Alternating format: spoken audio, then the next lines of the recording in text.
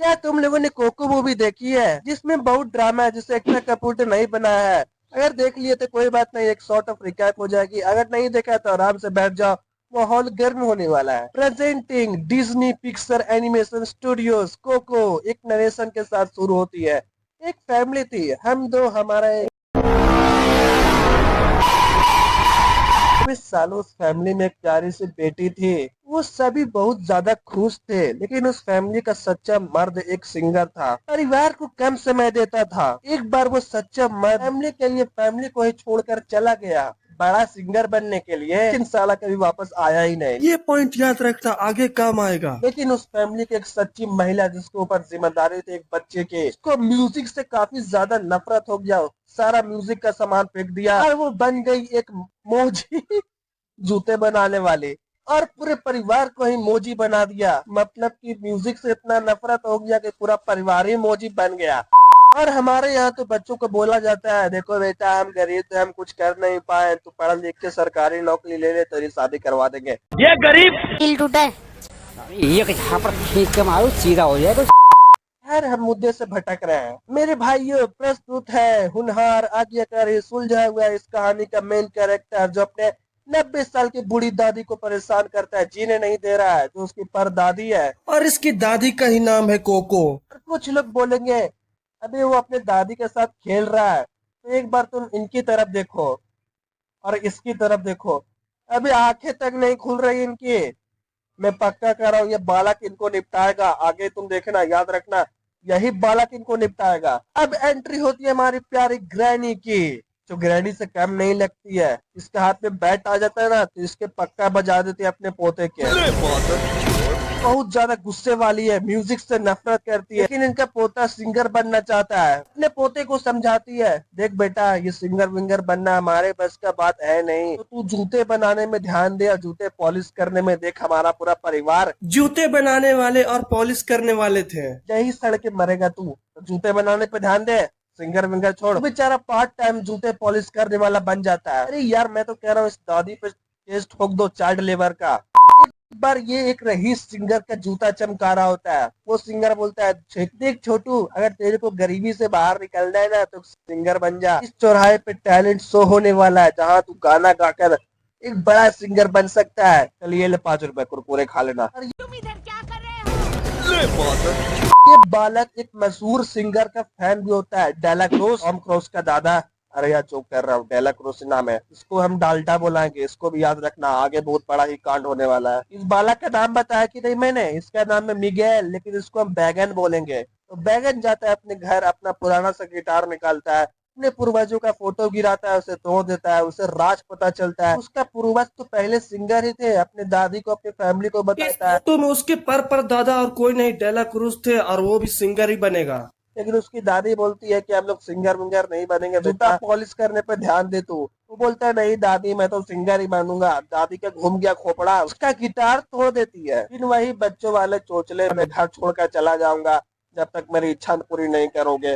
भाग जाता है घर छोड़ के। बड़ा ही आज्ञाकारी बच्चा है यार, बड़ों की बात भी नहीं मानता है। टैलेंट शो चालू हो चुका था, वो चला जाता है टैलेंट शो में भाग लेने के लिए। अब तो मैं जलवा दिखाऊंगा अपना, ये सोचकर। मगर टैलेंट शो में भाग लेने के लिए उसके पास कोई गिटार होता ही नहीं है। तो ये बैगन चला जाता है डालडा का गिटार चोरी करने के लिए, और चोरी कर भी लेता है। लेकिन एक छोटा सा बच्चा होने के कारण चोमू हरकत कर देता है, पकड़ा जाता है। जैसे ही सब उसको पकड़ने आते हैं, एक आता है कहानी में ट्विस्ट। बच्चा जैसे गिटार को छुआ था वैसे ये मर गया, इसकी तो लग गई। मरने के बाद वो पहुंच गया हड्डी की दुनिया में, जहाँ सब मरने के बाद हड्डी बन जाते हैं, स्केलेटन। क्योंकि वो गिटार श्रापित था और वो रात एक त्योहार था। उसी रात पूर्वज अपने परिवार से मिलते थे, उसी दिन ये टपक गया और अपने पूर्वजों से भी मिलता है। अगर इन हड्डियों को अपने परिवार से मिलना है तो उनका परिवार उन्हें याद भी करना चाहिए और उनका एक फोटो भी लगाना चाहिए उनके याद में, तभी वो अपने परिवार से मिल पाएंगे उस रात। कि बैगन अपने पर दादी की फोटो लेकर मर गया था, तो उसकी पर दादी जिंदा लोगों की दुनिया में नहीं जा पा रही होती है। उसकी दादी उसको वापस भेजती है जिंदा लोगों की दुनिया में, लेकिन फिर से वह चोमू हरकत करता है, फिर से हड्डी की दुनिया में आ जाता है। क्योंकि ये बैगन आधा मरा हुआ था आधा जिंदा था। सुबह होने से पहले अगर ये जिंदा लोगों की दुनिया में नहीं गया तो पूरा मर जाएगा, अब यहीं रह जाएगा हड्डियों की दुनिया में। तो घबरा के वहां से भाग जाता है। बड़ा ही चोमू बच्चा है यार, और वो उस दुनिया में फेमस भी हो जाता है। चौराहे पे हड्डी का भाई चड्डी मिलता है। मजाक कर रहा था, उसका नाम हेक्टर होता है। उसको भी याद रखना, आगे ये भी काम आएगा। बैगन उसे अपनी सारी कहानी सुनाता है। हड्डी कहता है कोई बात नहीं छोटू, मैं तेरा साथ दूंगा। जिंदा लोगों की दुनिया में मुझे मेरी फोटो जाकर रखना होगा, ताकि मैं जिंदा लोगों की दुनिया में जा सकूं। क्योंकि जिंदा लोगों की दुनिया में उसे ना कोई याद करता था, ना ही उसकी कोई फोटो रखा था, इसलिए वो जिंदा लोगों की दुनिया में जा नहीं पा रहा होता है। हड्डी उसे गिटार दिलाता है टैलेंट शो में भाग लेने के लिए। लेकिन जब बैगन को स्टेज पे जाने की बारी आती है, साला ये डर गया। बोल रहा है कि मैं स्टेज पे पहली बार जा रहा हूँ, मुझे बहुत ज्यादा डर लग रहा है। चल एक काम कर, तू पहले हिला ले।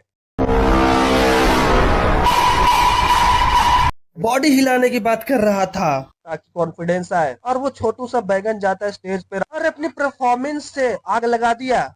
और दूसरी तरफ उसकी फैमिली उसको ढूंढ रही होती है। ये बात हेक्टर को पता चलती है, क्योंकि बैगन ने उसे झूठ बोला था कि उसकी फैमिली है ही नहीं। तो इस बात से हेक्टर नाराज हो जाता है कि तुमने मुझसे झूठ बोला। दोनों अलग अलग रास्ते चले जाते हैं। मिगेल चला जाता है डेला क्रूज से मिलने के लिए, क्योंकि उसे पता चल चुका था कि डेला क्रूज उसका पर दादा है और बड़ा सिंगर भी है। और अपने दद्दू से मिलता है, प्यारा सा गाना गाता है। स्विमिंग पूल में गिर जाता है, उसके दद्दू से बचाता है। अपने दद्दू को बताता है कि आप मेरे पर दादे हो। लेकिन एक बड़ा ट्विस्ट आता है, डेला क्रूज कोई बड़ा सिंगर नहीं था, बड़ा सिंगर तो हेक्टर था। स्टार्टिंग स्टोरी में बताया गया था, जो अपने परिवार को छोड़कर चला गया था बड़ा सिंगर बनने के लिए, वह हेक्टर था। वो गाने लिखता था, वो और डेला क्रूज साथ में गाने गाया करते थे। लेकिन एक बार हेक्टर को अपने परिवार की याद आती है। वो डाल्डा को कहता है, वे सुन, मैं जा रहा हूँ अपने परिवार के पास, अब मैं ये गाना वाना नहीं गाऊंगा, मुझे अपने बेटी की याद आ रही है, मैं जा रहा हूँ ये सब छोड़कर। ये बात सुनकर इस चूतिये को बहुत ज्यादा गुस्सा आता है और वो धोखे से हेक्टर को जहर पिला देता है, उसे अपने घर नहीं जाने देता है और उसको मार देता है। उसके गाने सारे चुरा कर खुद ही बड़ा सिंगर बन जाता है। बड़ा ही कमीना दोस्त है यार। हेक्टर मिगेल को खाई में फेंकवा देता है।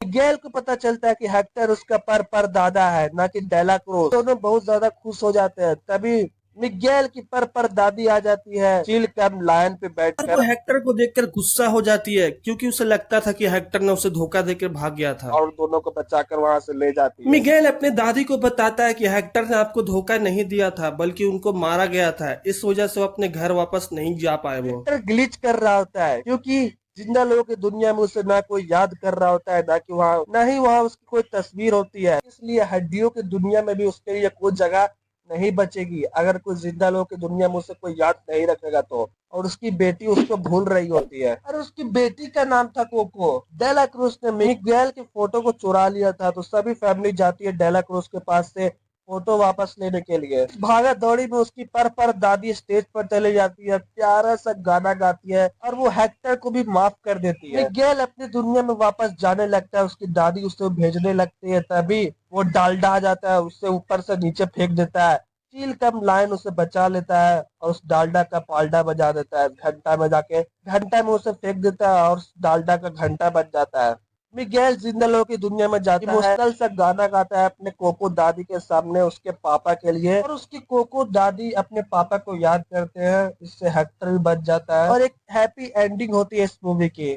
आगे इस तरह की स्टोरी जानने के लिए मेरे वीडियो को लाइक कमेंट कर देना। अगर कोई भी गलती हो गया हो या कुछ समझ में ना आया हो तो कमेंट करना, गाली देना हो तो भी कमेंट कर देना, लाइक और सब्सक्राइब कर देना। Bye bye, Tata.